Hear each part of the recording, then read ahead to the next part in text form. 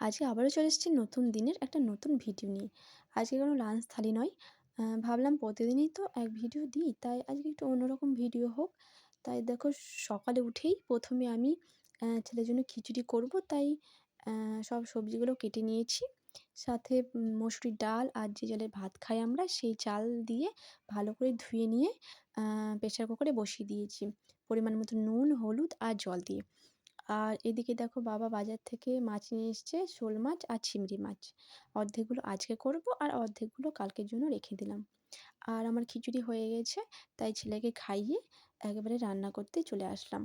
আ আজকে রান্না হবে মাছের ঝোল। মাছের ঝোলটা আলু দিয়ে হবে। আর প্রতিদিনই তো আমাদের আলু দিয়ে মাছের ঝোল হয়। আ আর করব চাল কুমড়ো। মানে পাকা চাল কুমড়োর ঝাল। এই ঝালটা করব সর্ষে বাটা আর লঙ্কা বাটা দিয়ে।